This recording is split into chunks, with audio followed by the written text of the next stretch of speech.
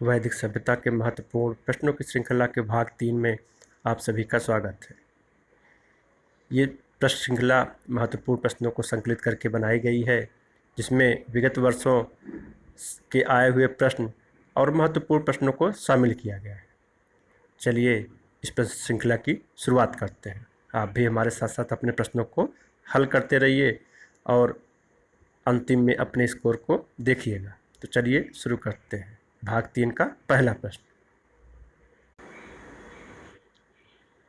ऋग्वेद के वंश मंडल प्रायः किसके मन से प्रारंभ होते हैं? जैसा कि हम जानते हैं, ऋग्वेद में 10 मंडल हैं।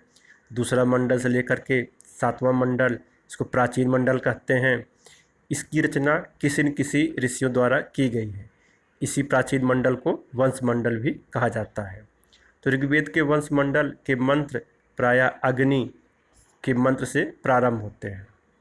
तो प्रश्न नंबर 1 का ए सही है।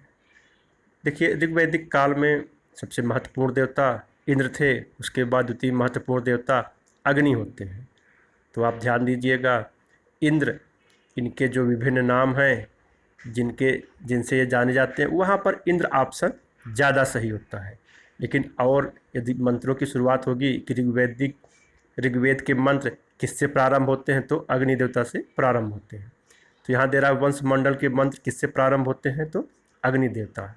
वंश मंडल क्यों कहा जाता है? क्योंकि इसकी रचना किसी न किसी ऋषियों ने की है। ये दूसरे से लेकर 7वें मंडल तक है। प्रश्न नंबर 2, अथर्ववेद में वर्णित प्रथम कृषि वैज्ञानिक कौन थे? तो अथर्ववेद में वर्णित प्रथम कृषि वैज्ञानिक पृथुवैन थे। 2 का डी सही है। पृथुवैन ने ही हल और कृषि को जन्म दिया। प्रश्न नंबर 2 का डी सही, पृथुवैन। प्रश्न नंबर 3, अयोध्या का सर्वप्रथम उल्लेख कहाँ मिलता है? ये बहुत महत्वपूर्ण प्रश्न है, ये कई बार आ चुका है। तो अयोध्या का प्रथम उल्लेख ऋग्वेद में मिलता है। जैन धर्म के प्रवर्तक ऋषभदेव की जन्मस्थली का उल्लेख ऋग्वेद में मिलता है। वहीं पे मिलता है कि ऋषभदेव का जन्म अयोध्या में हुआ था। तो अयोध्या का सर्वप्रथम उल्लेख ऋग्वेद मिलता है। प्रश्न नंबर 3 का ए सही है। प्रश्न नंबर 4, किस उपनिषद में यज्ञ की तुलना टूटी नाव से की गई है?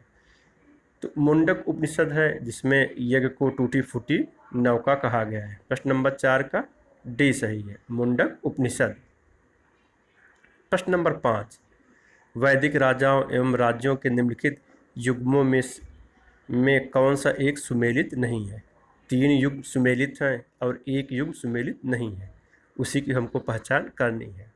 अजातशत्रु, जैसा कि हम जानते हैं, अजातशत्रु काशी के राजा था।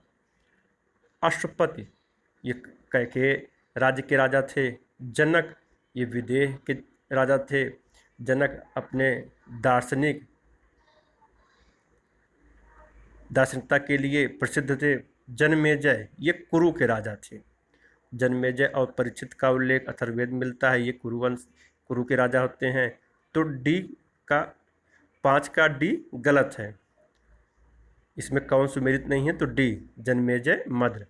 तो 5 का डी होगा। प्रश्न नंबर 6,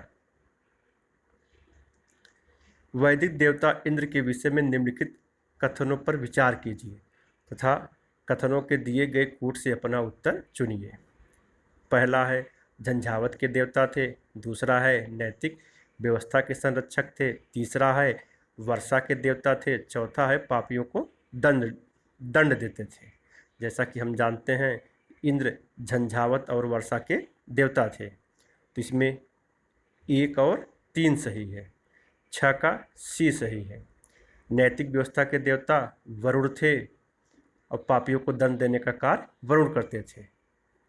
तो इसमें 6 का सी सही है। 1 और 3 ये झंझावत और वर्षा के देवता थे, इंद्र। प्रश्न नंबर 7, उद्दालक आरूढ़ प्रसिद्ध दार्शनिक थे। उद्दालक आरूढ़ ये कुरु पंचाल राज्य के प्रसिद्ध दार्शनिक थे। इनसे एक प्रश्न और बनता है, उद्दालक आरूढ़ और श्वेतकेतु संवाद यह छांदोग्य उपनिषद में वर्णित है। तो यहाँ पे ध्यान दीजिएगा दोनों प्रश्नों को कि उद्दालक आरूढ़ और श्वेतकेतु संवाद छांदोग्य उपनिषद में है। उद्दालक आरूढ़ कहाँ के प्रसिद्ध दार्शनिक थे? ये थे कुरु पंचाल के प्रसिद्ध दार्शनिक थे। तो 7 का डी सही है। प्रश्न नंबर 8, ऋग्वेद के निम्नलिखित में से किन नदियों के उल्लेख से यह संकेत मिलता है कि अफगानिस्तान पूर्व वैदिक भूगोल का एक अंग था। जैसा कि हम जानते हैं ऋग्वेद के 10वें मंडल में नदी सूक्त है जिसमें 21 नदियों का वर्णन है, जिसमें से कुछ नदियां अफगानिस्तान की हैं, कुछ सैंधव प्रदेश की और भारत की। उसमें कुभा, काबुल, गोमत, क्रुम, ये 4 नदियों का जो उल्लेख है ये अफगानिस्तान की हैं। तो कुभा, सुवास्त, क्रुम और गोमत, ये 4 नदियों का उल्लेख अफगानिस्तान से है। तो इसमें कुभा व सुवास्तु है, ये 2 अफगानिस्तान से संबंध रखती हैं। तो 8 का डी सही है। प्रश्न नंबर 9, द्रोण एक माप था, तो द्रोण अनाज के लिए माप था। 9 का ए सही है। प्रश्न नंबर 10, ऋग्वेद का कौन सा मंडल पूरी तरह सोम देवता को समर्पित है। ऋग्वेद का 9वां मंडल पूरी तरह सोम देवता को समर्पित है। तो 10 का सी सही है। जैसा कि हम जानते हैं सोमरस ये मूजवन पर्वत से प्राप्त किया जाता था, यह अफगानिस्तान में है।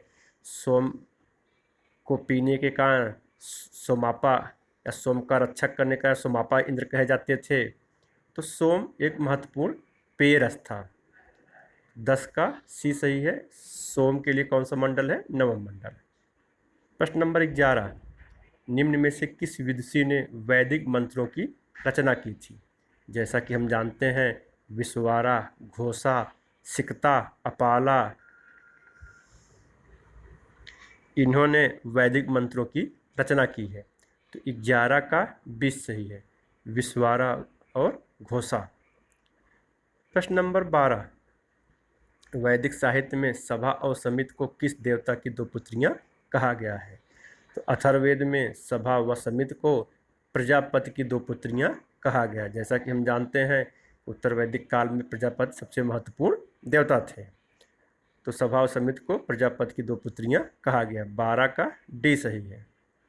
प्रश्न नंबर 13, गोमत क्या है। एक बौद्ध तीर्थ स्थान है, एक जैन मूर्ति, एक हिंदू देवता, धनी व्यक्ति। जैसा कि हम जानते हैं ऋग्वैदिक काल में पशुपालन प्रमुख पेशा था, प्रमुख व्यवसाय था, जिसमें सर्वाधिक महत्व गायों को दिया जाता था। गाय से संबंधित अनेक शब्द मिलते हैं, जिसमें अघन्या, वध करने योग्य नहीं, कविश्रा, युद्ध का पर्याय, गोमत, धनी व्यक्तियों को गोमत कहा जाता था। जिनके पास सर्वाधिक गायें होती थी वही व्यक्ति धनी होता था, इसीलिए धनी व्यक्ति को गोमत कहा जाता था। गोधूल, शाम के समय को गोधूल कहते थे। और गवैयत, ये दूरी मापने की इकाई थी। इस तरह से गाय से संबंधित विभिन्न शब्दावली का प्रयोग किया जाता था। 13 का डी सही है। प्रश्न नंबर 14, किस संहिता को ब्रह्मवेद कहा गया है। अथर्ववेद को ब्रह्मवेद कहा गया है। प्रश्न नंबर 14 का डी सही है। प्रश्न नंबर 15, आत्मा के आवागमन की परिकल्पना सर्वप्रथम कहाँ मिलती है। यहाँ पे प्रश्न को थोड़ा घुमा दिया है। यदि ब्रह्म की परिकल्पना की बात होती तो सर्वप्रथम नासदी सूक्त जो ऋग्वेद में है वहाँ पे मिलती है, लेकिन यहाँ पर प्रश्न को घुमाकर आत्मा के आवागमन की परिकल्पना को कर दिया है, तो ये ऋग्वेद के नासदी सूक्त में मिलती है। 15 का ए सही है। प्रश्न नंबर 16, सुमेलित कीजिए सूची 1 को सूची 2 से। पुरोहित और संहिताएं। अर्धवैय, जैसा कि हम जानते हैं यजुर्वेद का जो पुरोहित था अर्धवैय कहलाता था, ये यज्ञ को करता था। ए का 2, ब्रह्म, ये अथर्ववेद का पुरोहित होता था, ये यज्ञ का निरीक्षण करता था। बी का 4, होता, ये देवताओं की स्थितियाँ करता था, ये ऋग्वेद का पुरोहित था। सी का 1, उद्गाता, ये गीतों को गाता था, सामवेद के मंत्रों का उच्चारण करता था। डी का 3, तो 2, 4, 1, 3। प्रश्न नंबर 16 का बी सही है। प्रश्न नंबर 17, ऋग्वैदिक समाज में गोप शब्द का प्रयोग होता था। जैसा कि हमने बताया कि ऋग्वेद काल में गायों का महत्व था। उसके लिए अनेक शब्दों का प्रयोग मिलता है। तो इसमें है एक राजा के लिए, ए, बी परिवार के मुखिया के लिए, सी पुरोहित के लिए, डी धनाढ्य व्यक्ति के लिए।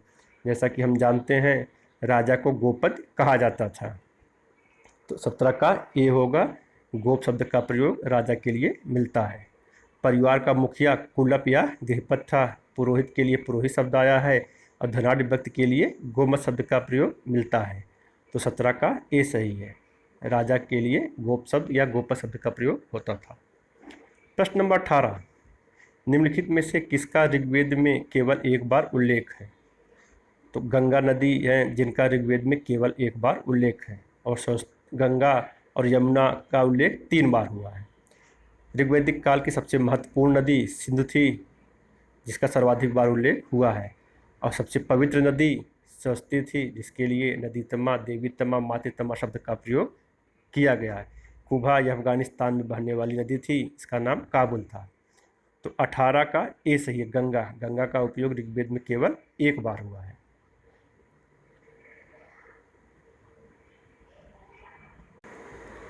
प्रश्न नंबर 19, ऋग्वेद की प्रथम ऋचा किस देवता को समर्पित है? तो ऋग्वेद की प्रथम ऋचा अग्नि देवता को समर्पित है। 19 का सी। जैसा कि हम जानते हैं कि ऋग्वैदिक काल में 2 प्रमुख देवता थे, इंद्र और अग्नि।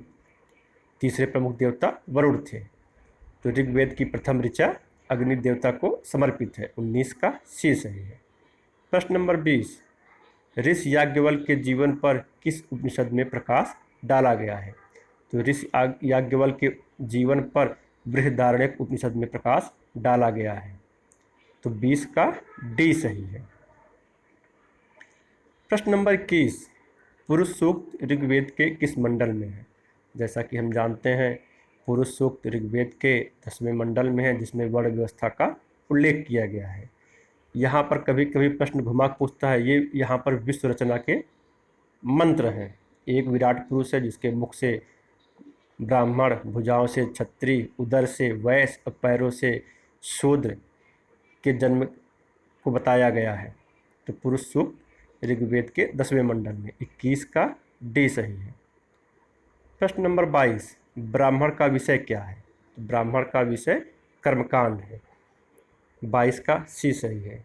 वेदों को सरल भाषा में समझने के लिए ब्राह्मण ग्रंथों की रचना की गई है, और ब्राह्मण का विषय कर्मकांड है, क्योंकि तीनों वेद ऋग्वेद, सामवेद, ऋग्वेद, यजुर्वेद, सामवेद तीनों वेद जो है कर्मकांड पर आधारित थे। तो ब्राह्मणों का विषय कर्मकांड है। 22 का सी सही है। प्रश्न नंबर 23, ऋग्वैदिक काल में सबसे छोटी राजनैतिक एवं सामाजिक इकाई ए परिवार, बी ग्राम, सी नगर, डी जन थी। तो ऋग्वैदिक काल में सबसे छोटी राजनीतिक एवं सामाजिक इकाई परिवार थी, जिसको कुलप कहा जाता था। इसका मुखिया कुलप या जिसको कुल कहते थे, इसका मुखिया कुलप या गृहपति था। सबसे बड़ी इकाई जन थी, जिसका शासक जनस्य गोपा, गोपत, विंशापति राजा कहलाता था। तो 23 का ए सही, परिवार। सबसे छोटी राजनीतिक एवं सामाजिक इकाई परिवार थी। प्रश्न नंबर 24, भारतीय जाति व्यवस्था अपने श्रेष्ठ क्लासिकल स्वरूप में जानी जाती है। तो भारतीय जाति व्यवस्था अपने श्रेष्ठ क्लासिकल स्वरूप में जानी जाती। कार्यों का विभाजन। 24 का डी सही है। प्रश्न नंबर 25, सुदास, जिसके विषय में ऋग्वेद में वर्णन है कि उसने 10 राजाओं को पराजित किया, किस जन से संबंधित था? राजा सुदास जो है ये भरत या तृतीय वंश का था। इसके पुरोहित वशिष्ठ थे। इसके विरुद्ध में जो 10 जनों का संघ बना था, उसके पुरोहित विश्वामित्र थे, जिसमें 5 आर्य और 5 अनार्य जन थे। तो सुदास ये तृतीय या भरत वंश से या जन से संबंधित थे। 25 का सी सही है। प्रश्न नंबर 26, प्रारंभिक वैदिक कालीन आर्यों का मुख्य व्यवसाय क्या था? कृषि, पशुपालन, मछली पकड़ना, शिकार। जैसा कि हम जानते हैं कि ऋग्वैदिक कालीन आर्य में राजा भूमि का स्वामी नहीं था, जिसके कारण आर्यों का मुख्य व्यवसाय पशुपालन था, जिसमें गायों की महत्ता के लिए बहुत सारे शब्दों का प्रयोग मिलता है। तो 26 का बी सही है। जबकि उत्तर वैदिक काल में हम देखते हैं कि आर्यों का मुख्य व्यवसाय कृषि था। यहाँ थोड़ा ध्यान दीजिएगा, ऋग्वैदिक काल में आर्य का मुख्य व्यवसाय पशुपालन और उत्तर वैदिक काल में आर्य का मुख्य व्यवसाय कृषि था। प्रश्न नंबर 27, वैदिक युगीन इतिहास का प्रधान स्रोत है। तो वैदिक युगीन इतिहास का प्रधान स्रोत श्रुति है। वैदिक साहित्य को श्रुत साहित्य कहा जाता है। यह श्रवण परंपरा पर चलता है। तो 27 का ए सही है। प्रश्न नंबर 28, उत्तर वैदिक युग में जाति प्रथा का आधार था। जैसा कि हम देखते थे कि ऋग्वैदिक काल में जाति जो वर्ण व्यवस्था का उल्लेख होता है, यह कर्म पे आधारित होता है, लेकिन ऋग्वैदिक काल में कर्म पे, लेकिन उसके बाद जो है ये धीरे धीरे जन्म आधारित होने लगता है। 28 का बी सही, जन्म आधारित था। प्रश्न नंबर 29, निम्नलिखित पुरोहितों में किसका कार्य यज्ञ संपादन का निरीक्षण करना था। ये बहुत महत्वपूर्ण प्रश्न, ये बहुत बार आया है। तो ब्रह्म पुरोहित था जो यज्ञ कार्य के संपादन का निरीक्षण करता था। यह अथर्ववेद का पुरोहित था। 29 का बी सही है। प्रश्न नंबर 30, निम्नलिखित ग्रंथों में किसमें सर्वप्रथम परीक्षित का उल्लेख हुआ है। जैसा कि हमने आपको बताया कि परीक्षित और जन्मेजय का उल्लेख सर्वप्रथम अथर्ववेद में हुआ है। ये कुर के राजा थे। 30 का ए सही है। प्रश्न नंबर 31, ऋग्वैदिक सभ्यता का वह तत्व जिसकी उपनिषदों के ऋषियों ने आलोचना की, तो वो यज्ञवाद है। उपनिषद के ऋषियों ने ऋग्वैदिक सभ्यता के यज्ञवाद की आलोचना की। मुंडक उपनिषद में यज्ञ को टूटी फूटी नौका कहा गया है। 31 का बी सही है, यज्ञवाद की आलोचना की गई। प्रश्न नंबर 32, ऋग्वेद है, ऋग्वेद में स्तुतियों का संग्रह है। प्रश्न नंबर 32 का ए सही है, स्तुतियों का संग्रह। फिर यहाँ पर गलती से 32 लिख दिया गया, इसको ध्यान दीजिए। उत्तर वैदिक अर्थव्यवस्था का मुख्य आधार, हमने आपको बताया कि ऋग्वैदिक अर्थव्यवस्था का मुख्य आधार पशुपालन था, जबकि उत्तर वैदिक अर्थव्यवस्था का मुख्य आधार कृषि था।